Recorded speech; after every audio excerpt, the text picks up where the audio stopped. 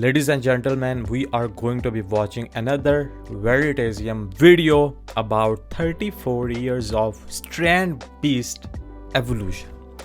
Ain't gonna lie, I have no idea what Strandbeest is. Ain't gonna lie. But yeah, I'm sure he's gonna tell us something about it and we're gonna understand if you also don't know like me. Let's see.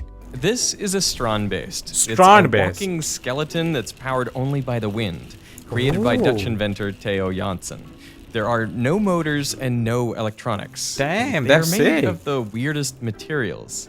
Tape and glue and snot and screws and gets that force to transfer is really thrilling. This is the to me. guy.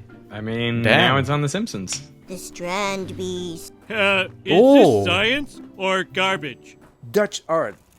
But how do they actually work? That's cool, and dude. why did he build them? Yeah, but why Well, did it he all build started them? 34 years ago.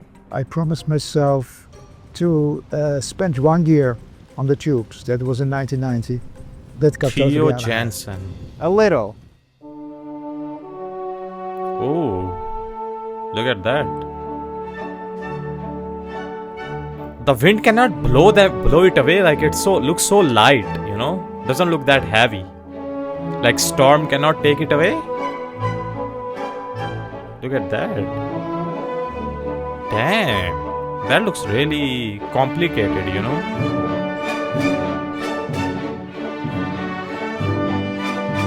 All right. He's cooking, you know. Oh, flying ones. Now, Janssen's thinking bigger. Netherlands. I hope Okay. that these animals can survive all the circumstances here on the beach, like the storms and the water and the sand. Hopefully at the end of my life, it's that far and that they can live on their own. That's the idea. A new specimen on Earth. Really? But to achieve this goal, the base had to overcome 6 major challenges. The first is that they had to support their own weight.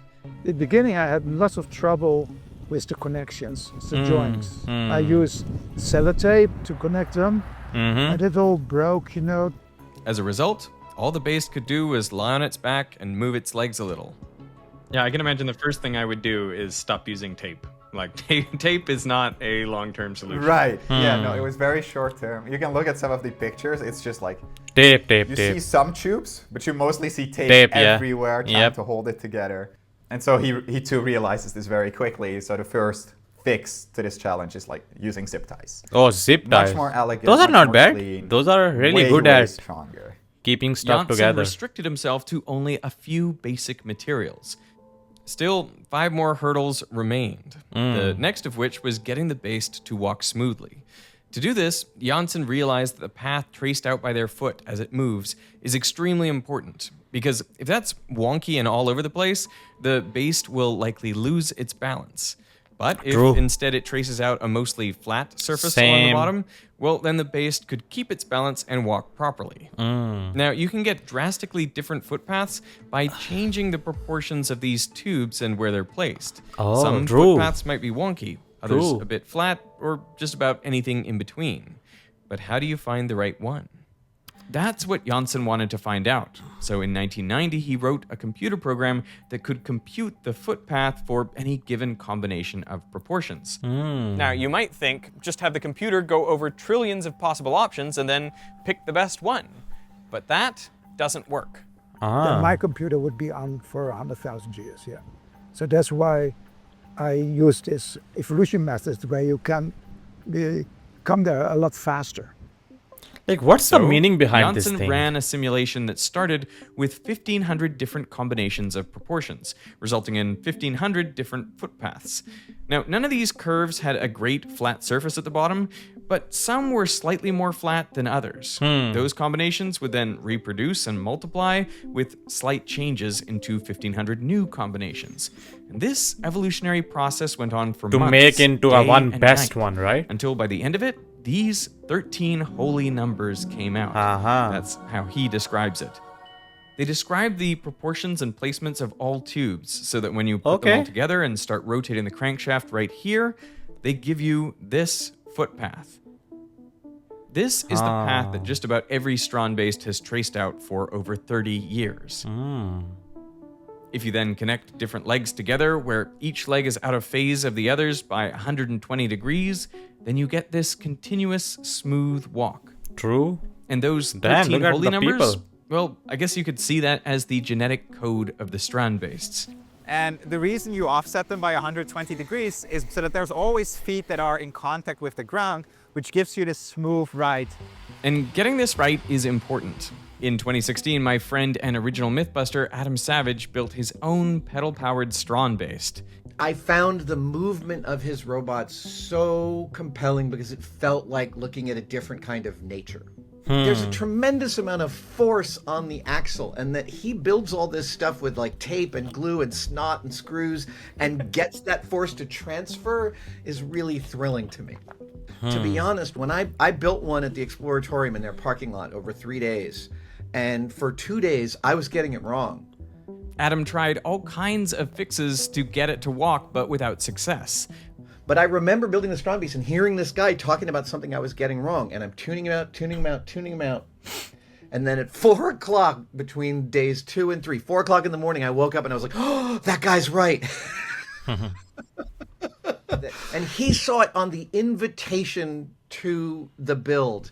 He saw that I had missed in my translation of a drawing. I had missed one of the linkages, and that I had this length of the center triangle linkage off, and I needed to push it out. And it was like night and day. I came in, fixed that thing, cut out all the way up the middle of this metal bod, extended everything by an inch, and all of a sudden it just walked. It was like, when you get it right, that thing just moves. Oh, look at that. Did you ever give that guy a heads up and be like, hey, yeah. I did, but not till the end of the day. Okay. I didn't want to give him the satisfaction while I was still working. True. That's my ego. But Adam's Beest lived in an exhibition. Janssen's Beasts, on the other hand, spend the entire summer on the beach. Yeah, where looks they're like exposed all to of the them are on the elements. beach. So all the remaining hurdles are about surviving and conquering their natural habitat. One major challenge is dealing with sand. And the sand is very fluffy, so it's very easy for them to get stuck, especially if it's a stick. It would just bury itself in, and then it cannot move, so it can't survive. To prevent this from happening, the Beasts evolved feet specifically look at adapted that. to the beach. What you can immediately see is that it's not just a stick that's poking into the ground. Instead, you've got this large sort of surface area. Then it's much easier for it to stay on top of the sand. But they also fulfill a less obvious function. You've got these wires here, and what this does, together with the larger surface area, is it provides a lot more contact time where the foot is basically in touch with the ground. So when this foot is in touch with the ground, it can get taken over by another and taken over by another. And as a result, you get this very smooth ride, which is what you're looking for to save the structure of the Strandbeest and not put too much pressure on it. Because I built one with tennis shoes. Teo explained to me that having a couple of inches of play in the linkage between the final ankle and the tennis shoe was mission critical to allow that foot to stay in place while the linkage got the other foot up and ready to drop.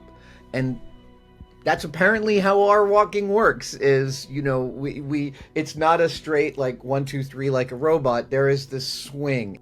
But the Beasts aren't always walking. I mean, sometimes they're tied up in the same place for days or weeks. And then sand poses another major threat. Tied up. If you leave a structure like this on the beach, you come back after 3 weeks and it's totally covered with sand. Damn. To avoid that, I thought maybe if they just lift up a little bit, the sand goes under there and they don't get buried. This is how flying Strandbeests evolved. Oh. But the Beasts also face more violent threats, like storms. Yeah, that was So I was how thinking. can they increase their odds of survival during these times? Right. How do they not, like, you know? Well, for regular animals, it's typically easier to survive harsh conditions by banding together. And the same holds true for Strandbeests. And the idea behind this animal was that they would survive the storm maybe better holding each other. Because if you see an individual, like over there, if you put it on the beach, it blows over very easy. So as an individual, they wouldn't survive, but as a group holding each other, they are stronger in strong winds. This also allows for a different Damn. type of Strandbeest. Look at that, dude. One that can be pulled. And the big idea is actually that this would be pulled by the other Strandbeests. Now, I asked Theo if I can pull it, and he said yes. So we can grab it right here. Oh, pull it. So There's some everything hand will walk, markings. huh? And then now I should be the motor, Ah. and his crawler should come behind me. So everything will walk let's with see. him. Oh man, this is cool. This is very cool. Walking a Strandbeest up a Dutch beach. What an epic job. That's cool, man. But if too much wind is a problem, too little is as well. Oh. So right now you can actually see one of the current fatal flaws of the Strandbeests. They walk when there's wind, but as soon as the wind dies They down, stop, right? the animal basically dies down as well. Right. And so this is one of the challenges that Theo is actually trying to solve right now. Ah, there it goes again. This is similar to a challenge that Life 2 has faced. See, you can't always rely on the currents of the wind or water to take you where you need to go. So what you want is to stock up on energy when it's plentiful and then use it later when you need it. So How- you need two things: a way to store energy and muscles that can use this stored energy. Right. Now, to How collect will this energy, do you've that? got this sail, which is moved by the wind. And as it moves, it turns this crankshaft, which then pushes this piston here, and it can store pressurized air in this plastic bottle. Wow. Just like a bicycle pump. Do you know That's sort of so what cool, pressures it dude. can go That's up like to? It went up cool to on top of 5 cool. yesterday, so quite a pressure. Wow. They explode when they're 10 bars, yeah. Well, once I had a bottle and there was a piston in there, and it flew just next to my ear Ooh. through the window on the back, so it broke the window. So Damn. that was quite a happening. So a lot of Wow. pressure. Holy, that's lucky. That's a close call. So now that you have a way to store energy, you just need a way to use it. And if you connect the pressure with a pump like this jumps out. So you have a sort of muscle. Muscle is nothing but an object which becomes longer or shorter on commands. So we have pulling muscles, and Right. Strandbeest they have pushing. Oh, look muscles. at that. This has allowed some Strandbeests to crawl slightly, others to walk by Without pushing themselves wind. along, and one to wag its tails. Oh, damn. One thing you might notice is that with each challenge, the Strandbeests become more and more like real animals. Yeah. It's as if their process is mimicking life and following a similar evolutionary Yeah, pattern. like that, you know? And in a way, this is true because they have to overcome many of the same challenges that animals have had to. And as life evolved, it became more and more aware of its surroundings. And in at least one case, it became conscious and self-aware. But right now, there is still one big challenge the beasts have to overcome. Because they're Sun. blind and deaf. They don't hear where the sea is. So imagine that you're blind and deaf, you can only feel around somehow. True. So one of the challenges that the Strandbeests run into is that they're walking along the water. So they can And get if in they water? accidentally go in the wrong direction because they are being carried by the wind, then they could end up in the water. Water. And that would be disastrous. True. So to fix that, Theo has been working on a system that can actually sense when it's touching the water, and then hopefully with a connection of brain cells and Bro, that is muscles, crazy, it man. can then course correct to go away from the water back onto the beach. That is crazy, honestly. And of course, it's important to know that This you're guy's close to the genius. sea, right? That's why I have a water feeler here. Well, great. Can you hold it here? It goes over the ground about this height, and it sucks in air all the time. And as soon as it comes into the sea, it swallows the water and feels the resistance of the water. Ah, so he's like, oh, It still wrong doesn't way. work. Well, I must regret. Oh, now it's working. So happy. Okay. Those senses are only useful if you can process those inputs. So it make a senses decision on what water to and it's do, like, no, and then change issue the way, that you to know? your muscles. Like when you walk into the water, you should be able to use your muscles to correct course. True. So what you need is a nervous system, a sort of brain, if you will. This is a nerve cell. If I take the top off, and if I blow air in here, the air goes in here and comes out of here. So this is a connection. But if I push in this piston here, it's blocked. So in fact, what you see here is only a kraantje, only a valve. Open, close, right? Now I'm going to operate het kraantje with air. So if I blow air in here, this closes and no air comes out of here. If you see this as the output and this is the input, the output is opposite from the input. Makes sense. In other words, you can switch zeros and ones just like in a computer.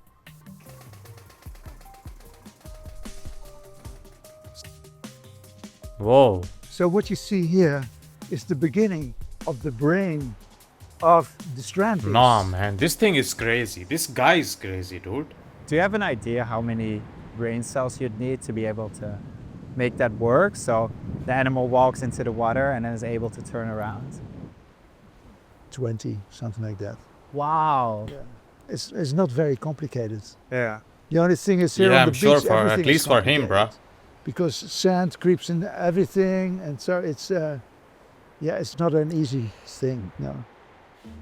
Over time, the bastes also slowly degrade. They lose their color and parts might break off. On the scale of the global microplastic pollution problem, this effect is small, but it's certainly not helping. Fortunately, though, almost all parts of the Strandbeest are reused, sold as fossils, or they end up in the graveyard. It's crazy to think that all of this has been made possible by the obsession of one guy, tinkering away year after year. But why did he do it?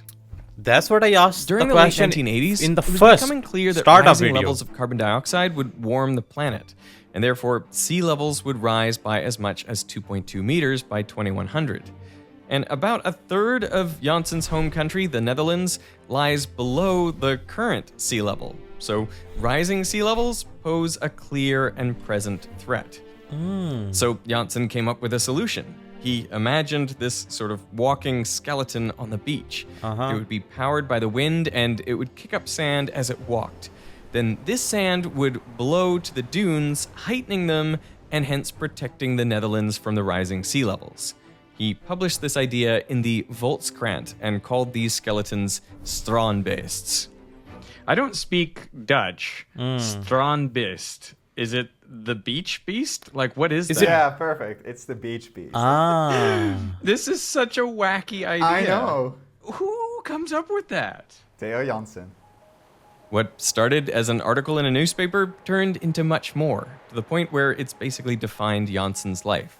So you might ask, Whoa, is it still look at really that, about protecting dude. the Netherlands? And the answer is no, not really. It's about a much more human need that most of us have, the desire to be remembered after we're gone. True, that And was... It's ominous to imagine that we'll die and be forgotten someday, so a lot of us go to great lengths to avoid this by having kids, donating large sums of money to get a building named after you, or writing a book.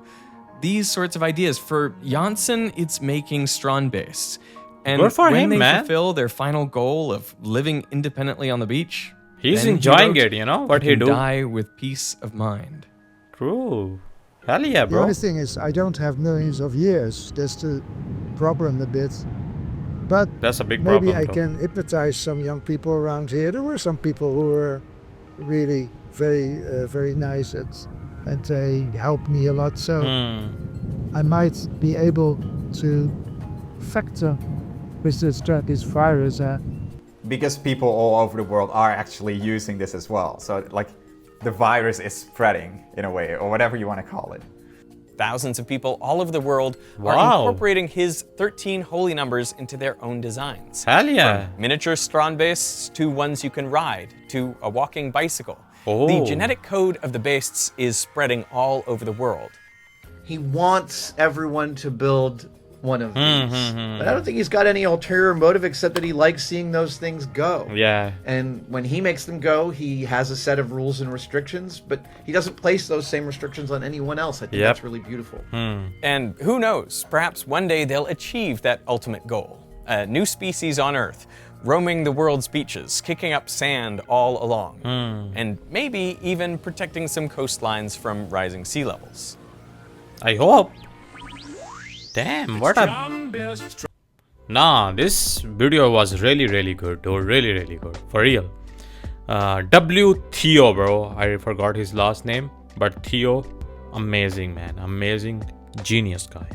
Crazy, genius, loco guy, man. But yeah, this was a video about Strandbeest. Okay, the evolution of Strandbeest. 34 years of evolution of Strandbeest.